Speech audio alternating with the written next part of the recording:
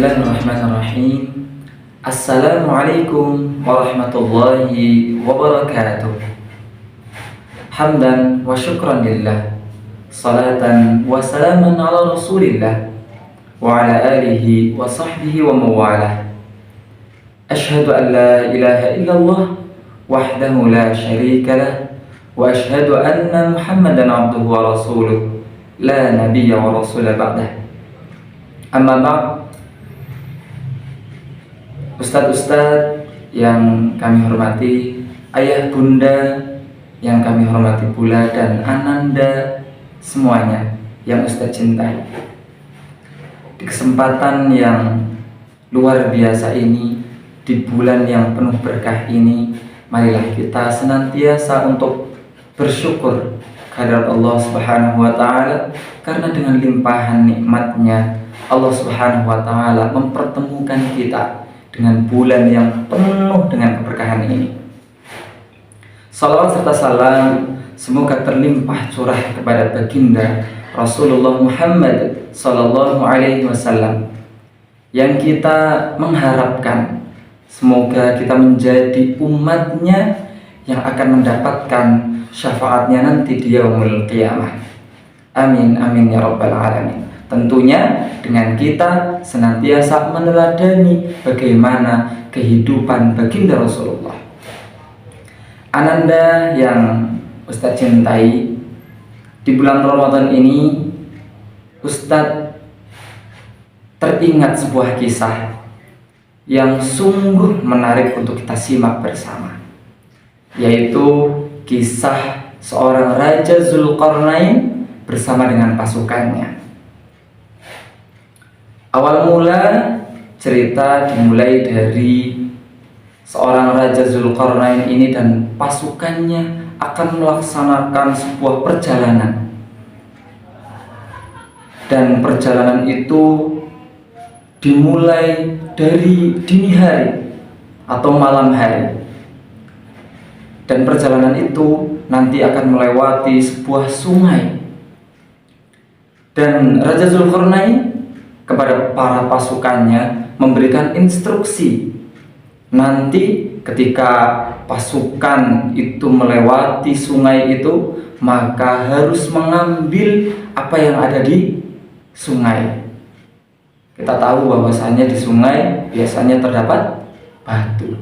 Nah, Raja Zulkarnain ini memerintahkan kepada pasukannya untuk mengambil batu sebanyak-banyaknya. Maka dari itu pasukan Raja Zulkarnain ini terbagi menjadi 3 golongan. Golongan yang pertama adalah golongan pasukan yang acuh tak acuh, tidak mengindahkan apa yang diperintahkan oleh Raja Zulkarnain. Karena apa? Karena beralasan bahwasanya perjalanan itu saja sudah memakan waktu yang panjang, dan mereka membawa perbekalan yang tidak sedikit. Maka mereka berdalih capek, sehingga mereka tidak mau mengambil batu-batu yang ada di sungai tersebut.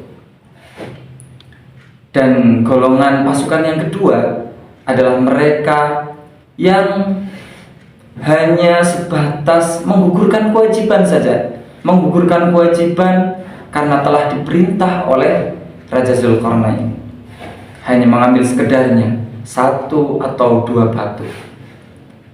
Dan yang ketiga, golongan yang ketiga adalah golongan yang sami'na wa ata'na.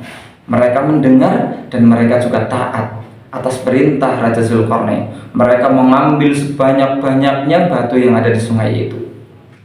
Karena posisi pada waktu itu gelap, sehingga mereka tidak tahu apa yang diambil, batu apa yang diambil di dalam sungai itu.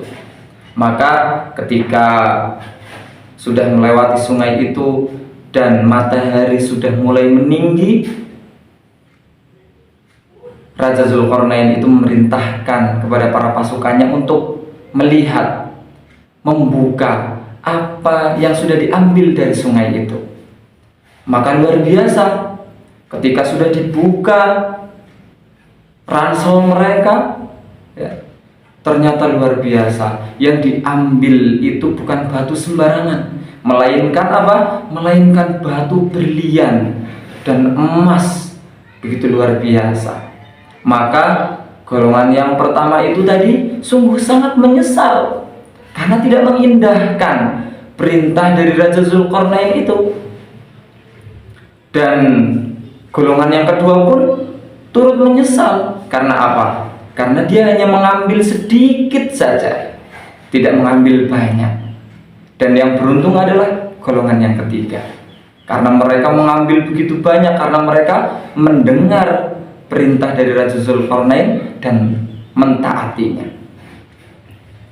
Anandaku yang Ustadz sayangi, begitupun ketika kita berada di bulan Ramadan ini, apalagi dari awal kita sudah diberitahu bahwasanya begitu mulianya bulan Ramadan yang sedang kita jalani ini.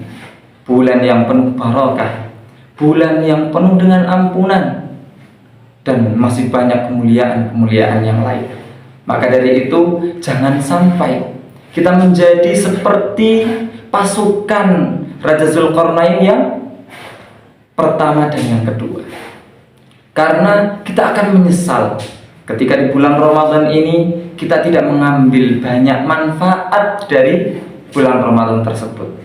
Maka dari itu jadilah golongan yang ketiga yang senantiasa mengambil kebaikan, yang senantiasa memanfaatkan bulan Ramadan ini dengan sebaik mungkin, dengan kita menambah ibadah kita.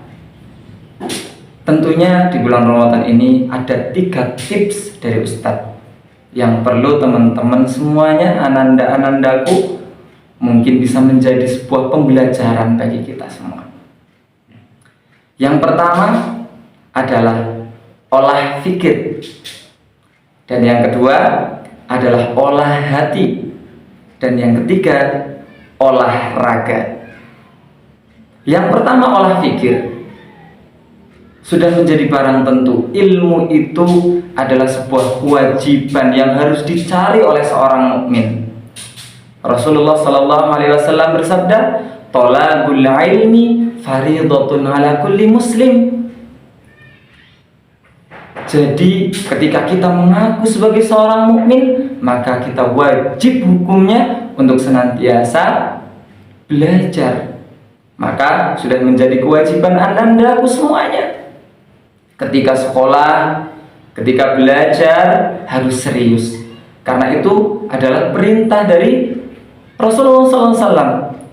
Dan Allah itu akan mengangkat derajat orang-orang yang beriman dan juga berilmu.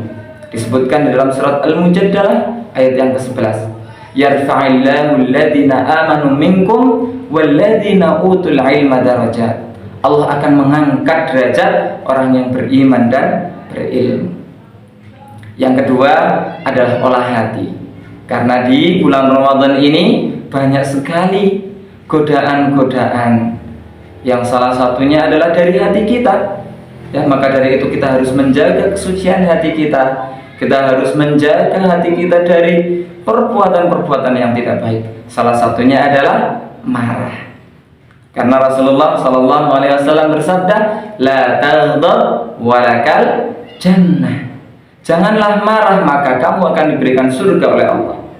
Maka di bulan Ramadan ini, mari kita jaga hati kita maksudnya, agar hati kita selamat. Dan yang ketiga adalah olahraga.